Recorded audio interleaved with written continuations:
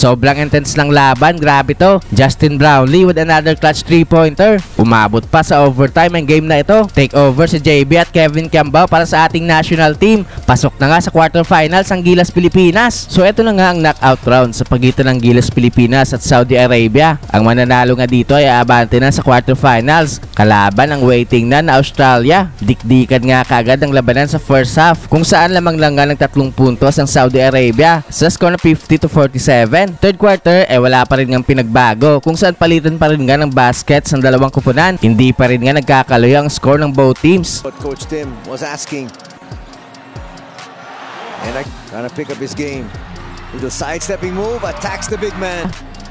Abdurrahman, high off the glass. Quick handoff. Falling away there's Dwight. Abdurrahman. We He cannot puts up give a that. 3, yes. Nice handoff. Newsome with the jumper, yes. Lamang-langan ng 1 puntos ang Gilas Pilipinas after ng third frame sa score na 60-59. Fourth quarter ay dikdikan pa rin nga ang labanan. Patuloy nga mainit na opensa itong number 5 player ng Saudi Arabia na si Abdurrahman. Finds Junmar, 3-on-1 break. Nice. Tamayo inside.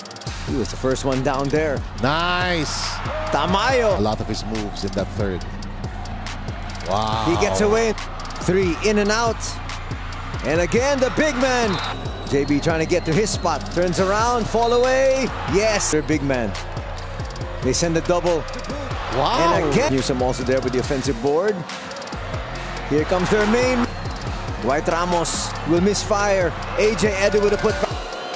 Is okay. This could favor us because we're slugging off. Sa late minutes ay biglang umarangkada nga ang opensa ng Saudi Arabia kung saan biglang uminit ang kanilang outside shooting. Arabia.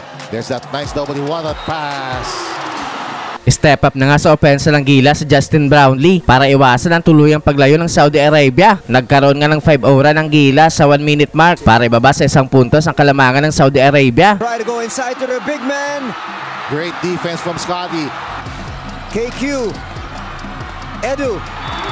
Pero with under 10 seconds nga ay nagkaroon ng big basket sa ilalim ng Saudi Arabia para ibalik sa 3 puntos ang kanilang kalamangan. Pero hindi pa nga tapos itong laban kung saan sa late seconds nga ay nagkaroon ng big 3-point shot si Justin Brownlee para itabla ang laban. Namintis naman nga ng Saudi Arabia ang kanilang potential game winning shot kaya naman umabot pa nga sa overtime ang game na ito. Sa overtime period ay agad ngang nakatres si Kevin Kiambao. Naging maganda nga itong simula ng Gilas Pilipinas. Nagkaroon nga ang Gilas ng 6-0 start para magbigay sa kanila ng 6-point lead sa early minutes. Dahil nga dyan ay nagbigay yan ng spark sa opensa ng ating national team kung saan sumunod-sunod nga ang ating basket sa late minutes. Patuloy nga pagpuntos ni JB at Kevin Kiambao para sa Gilas para i-maintain ang ating kalamangan. Naging dagger na din nga itong 3-point shot ni AJ Edu. Kaya sa uli nga ay panalo ang Gilas Pilipinas. Makakalaban nga natin ang Australia.